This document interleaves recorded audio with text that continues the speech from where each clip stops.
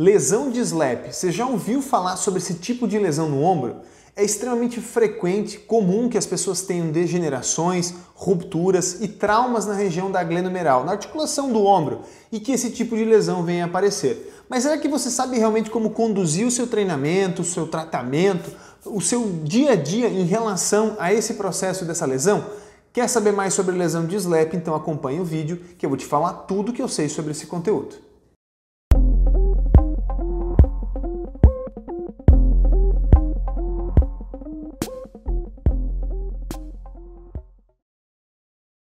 O meu nome é Murilo José Tambosi, eu sou fisioterapeuta, também osteopata e tratamentos ortomoleculares, faço todo um processo de avaliação e tratamento da parte natural.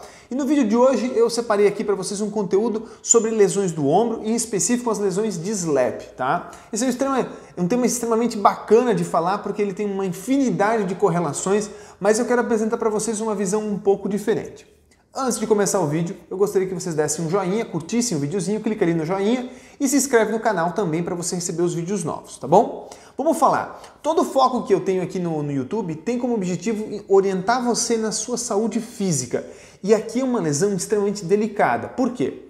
A lesão de SLAP, para quem não conhece, a sigla SLAP, ela significa basicamente a zona onde existe a lesão no labro, que é na região mais superior, aonde se conecta o tendão da cabeça longa do bíceps. Então, o músculo bíceps, ele tem duas extremidades tendíneas, obviamente, uma que vai a nível do cotovelo e uma que vai a nível da glenomeral. Essa extremidade tendinosa, ela está inserida, ela está integrada, ela faz parte da cartilagem ali assim, no caso do labrum, da cavidade glenoide, e quando num mecanismo traumático, num mecanismo pelo processo degenerativo, mais algum trauma, geralmente, ela se avulsiona, literalmente ela é tracionada, ela avulsiona a estrutura do labro e gera essa lesão. É uma lesão bastante instável, deixa bastante insegurança e tem algumas coisinhas importantes para que vocês saibam, beleza?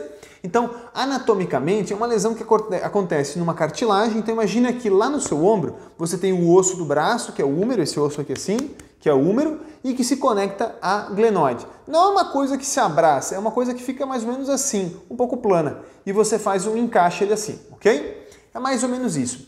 O labrum está ali para poder fazer esse acoplamento, essa facilitação para que o movimento, principalmente dos movimentos mais pequenininhos das articulações, os movimentos artrocinemáticos, aconteçam. Toda vez que você tem uma lesão nessa cartilagem, entenda que toda, sem exceção, toda a cartilagem do corpo ela não tem uma irrigação, vamos dizer assim, um bom aporte vascular. Sempre ela tem pouca irrigação, geralmente irrigação colateral. Então chega por outros tecidos um pouquinho de irrigação nela. Ela não tem propriamente uma artéria que vai ali assim, como um músculo, como um nervo, certo? Então para você entender, essa cartilagem ela não vai ter a qualidade que deveria ter de irrigação. Por isso que uma vez que você lesiona ela, uma vez que você tem um comprometimento da estrutura dela, muitas vezes você vai ter aí um processo irreversível, certo? Num processo de uma lesão de SLAP em que existe essa ruptura, existem vários níveis e dependendo do nível, sim, ele é cirúrgico. Não é o objetivo do vídeo falar da parte cirúrgica, até porque para isso tem profissional especializado, né? Eu quero falar da parte funcional e como isso acontece, ok? Vamos agora às causas, para que você comece a entender um pouco mais do que como acontece uma lesão de SLAP e por que ela acontece. Muitas vezes sim, ela está associada a mecanismos traumáticos, tá? Então você foi lá, fez um determinado movimento e a força e a tração do teu bíceps avulsionou. Sim, isso é verídico e sim, isso acontece. Porém, o que a gente vê mais frequente são lesões que ao longo dos anos o processo biomecânico foi sendo desenvolvido, um processo biomecânico ruim, ineficiente, foi sendo desenvolvido e com o passar dos anos aquela carga puxa aquele bíceps, né? Ele puxa ele assim no lábio, solta, puxa e solta de uma forma não biomecanicamente correta e leva a lesão. Mas, Maria Luiz, como assim não correta? Vou tentar explicar. Se você tem a cintura escapular, essa aqui é a cintura escapular, né? Então as duas escápulas, a glenomeral, a clavícula e tudo mais. A cintura escapular, se ela está extremamente simétrica, reta, quando você promove o movimento, não importa o movimento que você promova, você vai transferir bem a carga do húmero, certo? Da articulação glenomeral, para a escápula e para a região torácica, beleza? Quando você tem alguma posição incorreta, como uma escápula, por exemplo, um pouco anterior, eu fiz aqui, não sei se vocês conseguem ver bem no vídeo, mas um pouco anterior, ou elevada, ou uma escápula que está mais um pouco abduzida, enfim, algum posicionamento escapular incorreto, toda essa carga anterior, quem vai sustentar são as estruturas anteriores. um pouco aqui na linha do peitoral, mas basicamente as extremidades dos tendões da cabeça longa e curta do bíceps. Então, os músculos que passam aqui anteriores são extremamente solicitados. Existe um sulcozinho, um buraquinho aqui assim, por onde passam desses tendões. Então ele fica ali literalmente garroteado, estrangulado, vamos botar assim, tensionado para você tentar entender, gerando esse desequilíbrio. Então toda a disfunção de anterioridade do ombro, seja da escápula ou da glândula humeral, enfim que seja, vai gerar esse tipo de desequilíbrio, vai gerar essa sobrecarga, tá? Essa é uma visão do modelo biomecânico. Existem outras visões, outras linhas, né? Um outro processo também bastante comum, que envolve sim a nutrição da cartilagem do labrum, ali assim, é os processos metabólicos. Todo tipo de problema metabólico. Um reumatismo, por exemplo, uma pessoa que tem histórico de reumatismo, independente de qual seja a causa do reumatismo, né?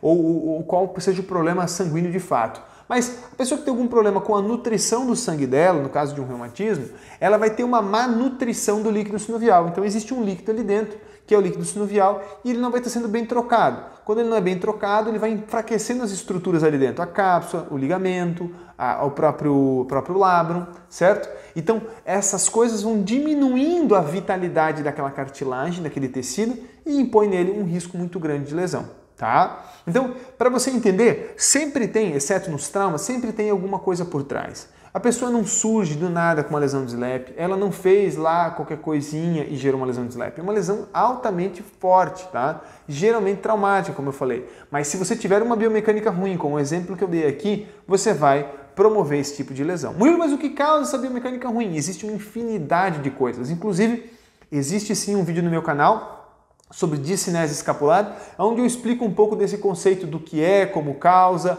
o que são os padrões da discinese, para você tentar abrir um pouco mais a mente. O que eu não quero que você acredite é que agora todo tipo de tendinopatia, todo tipo de bursopatia, todo tipo de lesão ligamentar e cartilaginosa, ela é por trabalho, ela é por estresse, ela é por trauma. Isso não é verdade.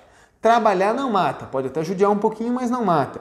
E se você tiver uma biomecânica ruim, estiver bem adaptado ao trabalho, não vai gerar nada. Não vai gerar nada, tá? O tipo de atividade esportiva, o tipo de exercício físico que você faz, se bem executado, ele não vai gerar lesão. Sim, ele exige um pouco mais da estrutura, mas se o seu corpo estiver bem adaptado, ele vai exigir como se você fosse uma pessoa normal, sedentária, vamos dizer assim. Então, se eu estou aqui parado, fazendo meu trabalho normal e estou bem adaptado a isso, não vai me gerar lesão. Agora, se eu estou aqui fazendo meu trabalho e não estou adaptado a isso, também vai me gerar lesão. Não preciso ser um atleta para isso, entendeu? Não preciso fazer um trauma para isso. Uma senhorinha que levanta o braço várias vezes para estender a roupa no varal, ela pode ter sim uma lesão de SLAP.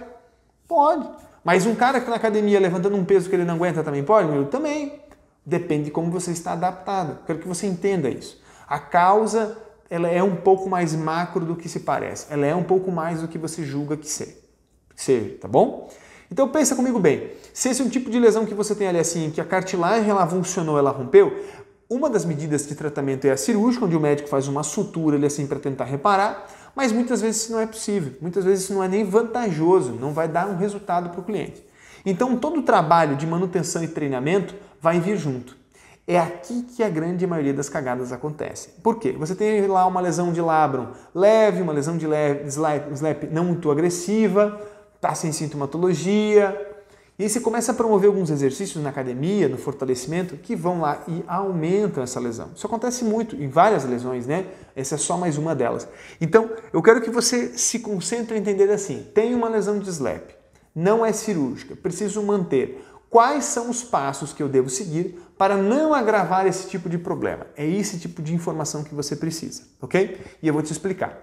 Como você entendeu que ela é uma lesão superior e anterior do húmero, né, do labro, então é como se o húmero tivesse sido superior e anterior, todo exercício que promova esse vetor, por lógica, ele vai agravar, correto? Também a gente poderia somar aqui um pouquinho a rotação externa. Então, quando o húmero ele faz esse movimento de rotação externa, ele vai um pouco anterior, certo? Ele faz isso aqui, ó, exagerando um pouco, né? Então, por exemplo, esse movimento aqui, ó, eu estou fazendo uma rotação externa, certo?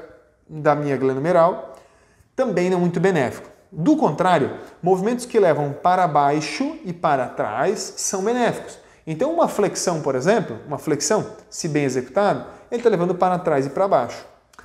Murilo, mas na flexão do ombro, eu não estou usando o próprio bíceps? Sim, Mas lá dentro da sua articulação, o bíceps ele está fazendo vou fazer de lado, ele está fazendo aqui um movimento de depressão desse húmero e o rolamento posterior. Então ele tira a agressão superior e anterior que você tem na glenohumeral. É dessa biomecânica simples que você precisa entender. Nada muito elaborado. Você está levantando o braço, lá dentro a coisa está acontecendo isso e isso para trás, certo? Aqui seria a minha mão, por exemplo, né? Então, nessa forma você já começa a pensar, bom, então todo exercício que promove esse movimento, ele vai me ajudar? Sim. Um exercício que eu gosto bastante, que tem um benefício muito legal para quem trabalha com musculação, é o exercício de pullover deitado. Você faz exercício deitado lá com o pullover, joga o braço para trás. Você está fazendo uma fase excêntrica do grande dorsal, que é um dos músculos que traciona para baixo toda a região da glenohumeral, inclusive evitando que o húmero vá superior, certo?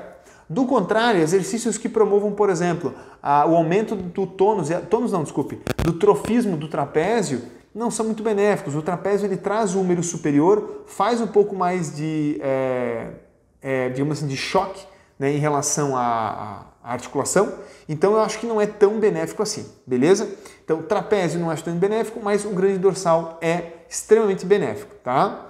Em relação a outros exercícios que você pode estar fazendo ali, exercícios que não levem à rotação externa. Todo exercício que leva à rotação externa, ele é maléfico, tá? Ele é maléfico, ele não vai somar para você.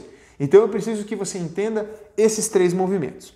Agora, exercícios que você pode fazer sem ter medo, tá? Por exemplo, um supino, uma flexão militar. Por mais que eles gerem um pouquinho de anterioridade no húmero, se você estabilizar bem essa escápula, esse húmero ele vai ser projetado no sentido do centro, tanto no supino quanto na flexão militar, que tem o mesmo vetor. Né? Eu prefiro muito mais exercício em cadeia fechada, então mais a flexão militar, mas é independente. Quando você faz isso, por mais que pareça, mas quando eu desço, esse húmero não vai anterior, se você tiver uma boa estabilização da escápula, se você fizer um movimento bem correto, ele vai gerar mais pressão no sentido de coaptar essa glenohumeral do que no sentido de deslizar anterior. Então é um pouco menos agressivo.